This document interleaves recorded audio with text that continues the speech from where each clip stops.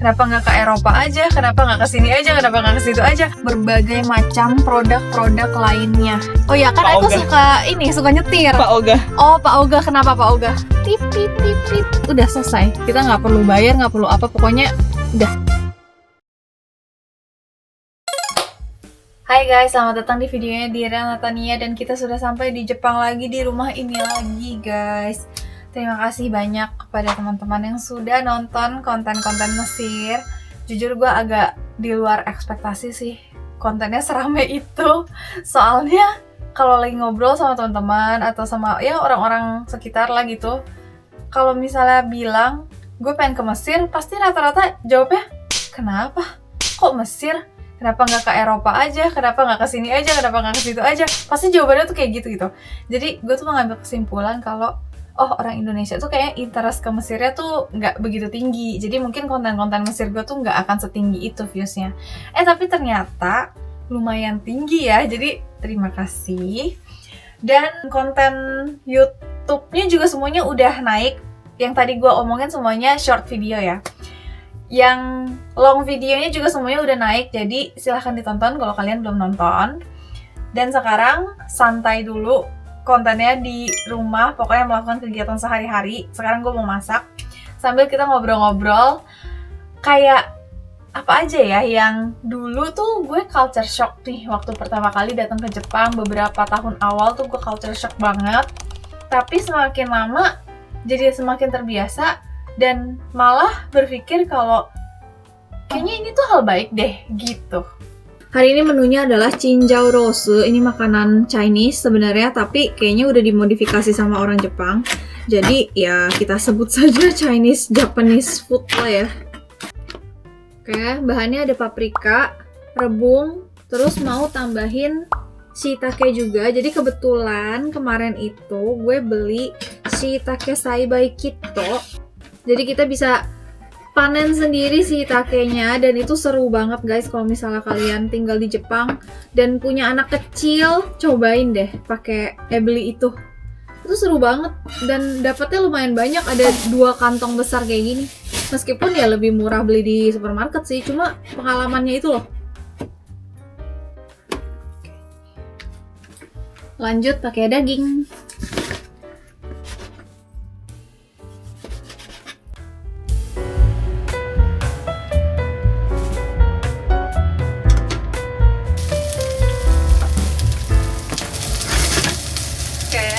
Kita lanjut ngobrol, tapi semoga kedengeran ya.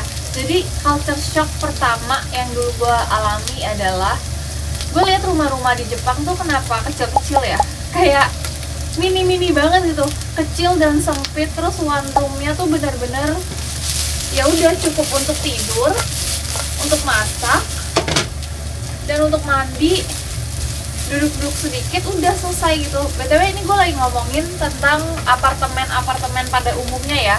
Kalau rumah gue tuh memang tergolong ini agak besar kalau di Jepang, dan itu karena gue tuh terbiasa tinggal di Hokkaido dulu yang rumahnya tuh lumayan agak-agak luas-luas, berbeda dengan area Jepang lainnya.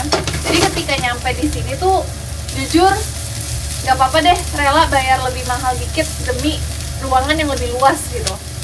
Tapi pada umumnya apartemen di Jepang, rumah di Jepang itu tuh kecil-kecil guys, sempit-sempit gitu.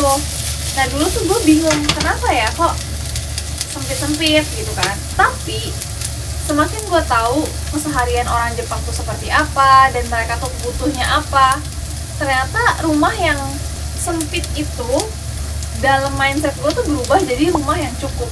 Karena mereka tuh memang mengisi rumahnya hanya dengan hal-hal yang mereka butuhkan aja.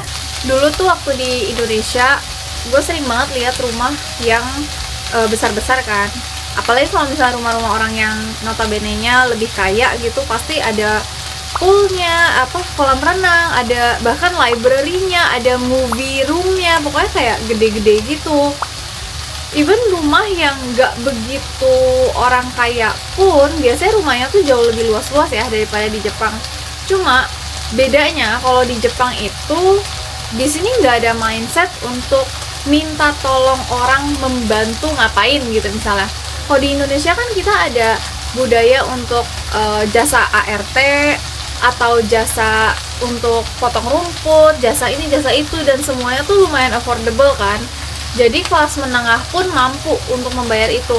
Sedangkan kalau di Jepang, jasa-jasa seperti itu tuh mahal banget guys. Jadi orang Jepang tuh terbiasa punya rumah yang cukup aja, yang kita butuhin aja. Makin kesini gue mikir kayak makin make sense ya, soalnya maintenance-nya jadi lebih murah kalau rumahnya nggak terlalu besar.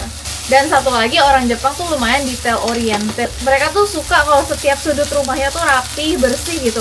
Dan semakin besar rumah, pasti maintenance-nya makin banyak waktu yang terbuang gitu, banyak uang yang keluar ya kan. Jadi menurut gue memang rumah yang sesuai dengan kebutuhan ya, itu lebih baik untuk finansial dan kesehatan mental maupun fisik juga sih.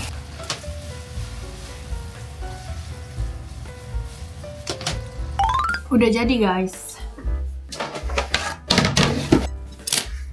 Culture shock yang kedua adalah gue kaget dulu banyak banget produk di Jepang yang sangat-sangat detail gitu. Detailnya tuh bener-bener detail banget. Karena banyak orang gak kepikiran untuk bikin produk seperti itu, tapi orang Jepang tuh kepikiran gitu. BTW udah jadi guys. Tada, ini makanannya. Jadi kita sambil siap-siap makan. Contoh produk yang detail banget. Ini gue pernah bikin reelsnya juga waktu itu, maksudnya konten pendeknya, dan itu viral banget. Ini tuh adukan telur guys. Biasanya kan kita aduk telur ya udah pakai garpu aja nggak sih? Tapi orang Jepang tuh sampai bikin khusus kayak gini. Jadi bagian depannya ini ada pisaunya. Ketika kita ngaduk telurnya pakai ini, pisaunya tuh kayak membelah partikel-partikel dari telurnya itu, jadi hasilnya tuh lebih menyatu kuning dan putih telurnya. Karena kadang kalau misalnya kita aduk telur pakai garpu gitu ya, ada beberapa bagian yang masih menggumpal kan, tapi kalau pakai ini tuh bener-bener jadi rata semua gitu warnanya. Apalagi kalau misalnya kita mau masak jadi omelet, warnanya tuh jadi lebih bagus. Dan banyak berbagai macam produk-produk lainnya yang kayak gitu. Awalnya jujur kaget lihat itu, tapi makin kesini ya makin merasa biasa sih, karena udah terbiasa melihat produk itu juga. Dan kedua, gue juga berpikir memang produk-produk seperti ini tuh dibutuhkan banget. Semoga di Indonesia juga bisa kali ya bikin produk-produk yang cocok untuk kehidupan orang-orang Indonesia, yang praktis-praktis tapi affordable juga. Hari ini kita makannya nggak sama Paduk guys, kita makannya sama sepupu gue. Tada, ada Aiko di sana lagi belajar. Oke, yuk mari kita makan. Oke, mana Aiko? Wow. Mari makan, itadakimasu. Itadakimasu. Ini juga culture shock sih. Dulu sumpit tuh nggak setiap hari dipakai. Kalau di Indonesia ya, pas lagi makan bakmi doang nggak sih? Jujur iya. Sehari-hari tuh pakainya sendok garpu. Tapi pas di sini makan apapun sekarang udah pakai sumpit. Kita makan dulu ya guys. Makan jeruk pakai nasi. Bohong banget. Gutso sama Desta udah selesai makan. Dan Aiko yang lagi bantuin cuci piring. Ngomong-ngomong soal produk ya, orang-orang Jepang itu juga cinta banget sama produk mereka. Dan itu juga salah satu culture shock gue awal-awal.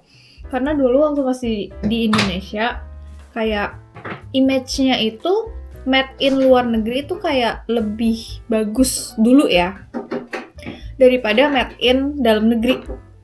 Mungkin sekarang udah berubah ya, karena banyak produk-produk Indonesia juga sekarang udah bagus. Tapi 10 tahun yang lalu, kayak 11 tahun yang lalu, image-nya tuh masih seperti itu. Tapi ketika gue datang ke Jepang, kayak semua orang tuh nyarinya justru yang made in Japan. Again, awalnya terasa aneh, tapi makin kesini ya memang seharusnya kita sebagai masyarakat mendukung produk dalam negeri sih. Jadi itu hal yang sangat baik ya. Kenapa? Karena orang Jepang itu nggak begitu interest sama luar negeri.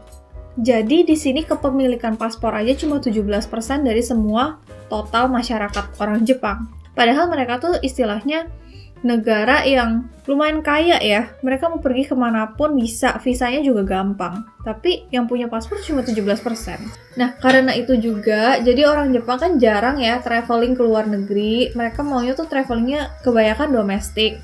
Terus mereka tuh suka banget belanja, ya karena mungkin tabungan mereka kalau nggak dipakai keluar negeri gitu jalan-jalan traveling, ya dipakainya untuk hal lain dong, yang which is mungkin hobinya mereka, beli-beli pernak-pernik kayak barang-barang yang lucu-lucu, kawaii-kawaii gitu kan. Jadi perputaran ekonominya tuh gede banget guys berkat hal ini. Makanya kalau kalian datang ke Jepang, lihat produk-produk handmade-nya atau kayak merchandise-nya, itu banyak banget yang kualitasnya tuh bagus. Malah rata-rata menurut gue kualitas itu bagus-bagus. Berkat awalnya orang Jepang tuh selalu belanja domestik, perputaran uangnya tuh besar banget di situ, sehingga orang-orang yang memproduksi kayak pengrajin-pengrajinnya, desainer-desainernya itu tuh jadi semakin semangat lagi untuk berkarya, dan mereka juga punya pemasukan lebih lagi untuk hidupnya lebih stabil lagi ya kan. Kalau misalnya ini kita terapkan di Indonesia, ini sebenarnya hal baik banget ya. Kalau banyak banget perputaran uang yang berputar di domestik Indonesia, pasti nanti lama-kelamaan barang-barang yang dijual di dalam negeri Indonesia tuh semakin bagus-bagus, berkualitas gitu. Tapi memang sekarang mungkin kita masih dalam tahap shifting ke arah situ ya. Jadi kemarin mobil gue tuh masuk bengkel guys, karena tiba-tiba akinya tuh mati. Terus dari bengkelnya dikasih mobil pengganti sementara, jadi sekarang kita mau tuker ke mobil gue karena katanya mobil gue udah selesai dibenerin gitu. Oke, let's go. On the way ke bengkel. Jadi Cici tuh lagi ngebahas tentang yang awalnya tuh culture shock banget, tapi lama-kelamaan kalau udah tinggal di Jepang lama tuh jadi kayak ini kayaknya oke deh gitu. Jadi kebiasa gitu kan. Tadi udah bahas lah beberapa. Yang menurut Cici ada lagi tuh adalah milah-milah sampah. Aku ngerasain gak itu? Ya jujur ngerasain banget sih. Maksudnya kayak kalau di Indonesia kan apa semua langsung kita satu tong sampah ya untuk semuanya dong ya. At least kalau di tempat aku di Kobe tuh ada 4 yang harus dibedain. Sama ya kurang lebih kayak di sini juga. Terus jam buangnya juga ditentuin gitu kan, setiap hari apa sampai jam berapa harus dikeluarin. Betul. Gitu kan. Awalnya tuh jujur ribet banget tau guys, kayak gitu-gitu. Beneran, kalau nggak biasa tuh pusing banget, apalagi kalau misalnya kalian baru pindah rumah, itu beda tempat, beda aturan. Tapi lama-kelamaan sekarang lebih sukanya kayak gitu. Jadi hidupnya tuh teratur gitu loh. Dan kita sampahnya juga jadi nggak berantakan. Tapi sebenarnya kalau di rumah aku setiap pagi diambil. Oh, setiap pagi diambil? Di Indonesia. Oh, di Indonesia. Iya, jadi asal dikeluarin sebelum jam 8 pagi, biasanya truk sampahnya udah muter-muter di komplek. Ya, tapi itu juga enak sih. Iya. Itu juga enak sih. Dan di sini enak juga. Kenapa? Karena kita jadi setiap harinya tuh tahu hari ini buat sampah plastik. Terus besok buat sampah botol, besok lagi buat sampah ini gitu. Dan sebenarnya yang poin plusnya itu adalah mungkin lebih ke kita tuh berkontribusi gitu loh dalam recyclingnya itu. Jadi kita memang milah-milahnya ribet, tapi kan kalau di Jepang tuh plastik semuanya di recycle. Kardus itu di recycle jadi kardus lagi nanti, kayak kertas-kertas juga nanti di recycle lagi jadi buku-buku komik kah, jadi buku tulis kah, apapun itu pakai kertas recycle kan. Jadi kayaknya lebih ke situnya kali ya. Ngerasa kayak seneng ya udah berkontribusi. Gitu. Dan itu bagus sih. Setuju. Kalau misalnya ngomongin sampah, sama misalnya kita jalan-jalan keluar juga jarang banget ada tong sampah kan. Itu juga jujur culture shock juga tuh di awal. Ribet sih karena kita kalau tong sampah banyak kan kita buang sampah kapan aja enak gitu kan. Tapi di sini itu jadinya rapi. Iya. Karena kadang misalnya nih kalau misalnya di tempat-tempat yang tong sampahnya banyak gitu, udah penuh, kotor, tumpah-tumpah, jadinya nggak rapi gitu kan. Soalnya tong sampah banyak equals maintenance-nya tinggi ya kan. Betul. Butuh banyak orang buat maintenance tong sampah itu supaya tetap bersih ya. Tapi kalau misalnya tong sampahnya dikit, ya udah mau nggak mau orang bawa pulang. Jadi ya udah kita udah terbiasa aja gitu untuk bawa pulang sampah di sini, dan kayaknya itu kebiasaan yang baik sih. Kalau misalnya lagi traveling doang memang ribet. Ke Jepang, aduh mau buang sampah susah banget nih, padahal lagi traveling males bawa-bawaan sampah gitu kan. Tapi kalau tinggal di sini udah lama, kebiasaan kayak gitu justru jadi bagus ya buat kita. Dan hebatnya walaupun jarang ada tong sampah ya, nggak ada yang buang sampah sembarangan. Iya. Gitu. Bersih banget ya jalanannya. Kalau dari Eko pribadi ada nggak? culture shock paling gong di sini. Jalanan. Jalanan kenapa? Oke, ini lucu banget nih sebenarnya. Jadi kemarin tuh baru sadar. Karena lagi nyetir kan di Jepang. Lagi nyetir di Jepang, terus apa ya, perempatan di Indonesia bilangnya. Nah kan ada lampu merah nih, kan di tengah-tengahnya kosong dong, jalanan dong, karena ada yang dari kanan ada dari kiri. Nah kalau misalnya di depan macet, ini ada lampu merah gitu. Jadi yang di belakang nih mau lurus semua, di depan udah macet nih, tapi tetap aja nih jalannya diblok sama ada mobil gitu kan, diblok sama mobil. Jadi yang kanan kiri mau lewat nih kan nggak bisa. Nah kadang di Indonesia tuh dipakein ada Pak Ogah di situ.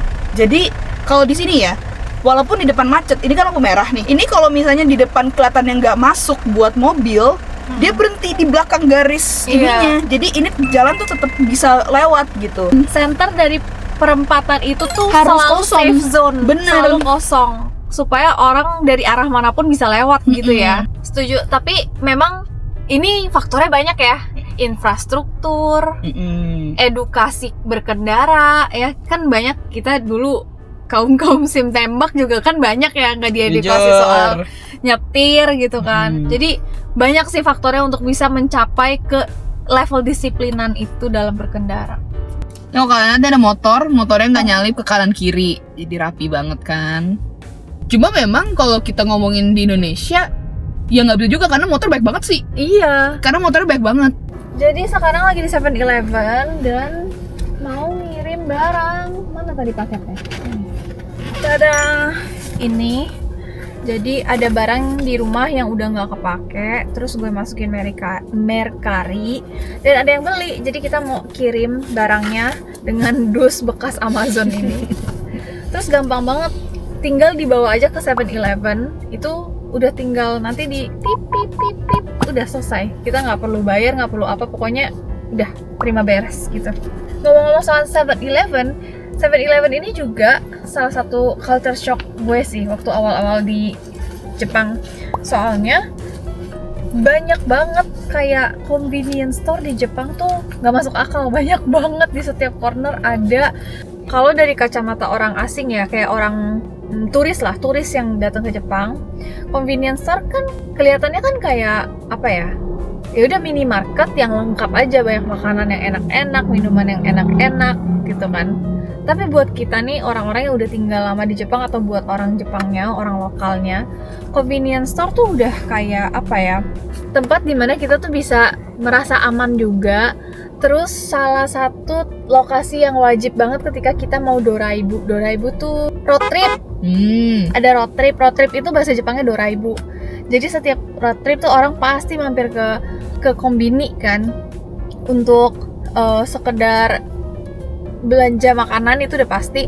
Tapi satu lagi untuk toilet. Jadi memang convenience store di Jepang itu kalau di daerah pinggiran ya yang bukan kota, itu tuh tempat untuk kita ke toilet juga. Kalau di Indonesia kan biasanya orang road trip ke toiletnya tuh kalau nggak rest area ke pom bensin kan. Kalau di Indonesia tuh kalau di Jepang tuh kalau nggak di rest area ya di convenience store. Terus kenapa tadi gue bilang keamanan? Karena convenience store di sini tuh terkoneksi sama polisi. Jadi mereka tuh punya tombol khusus di dekat kasirnya. Kalau misalnya ada apa-apa tinggal pencet tombol itu, nanti polisi langsung datang gitu. Kalau di sekolah-sekolah di Jepang, orang tua di Jepang tuh ngajarin anak kecil kalau misalnya ada apa-apa langsung masuk ke kombini gitu guys. Ya oke deh, begitu. Jadi sekarang gue mau kirim barangnya dan kita sudahi aja vlog kali ini, soalnya udah cukup panjang. Gimana guys, kalian enjoy atau tidak video seperti ini? Dan sampai jumpa di video berikutnya. Bye.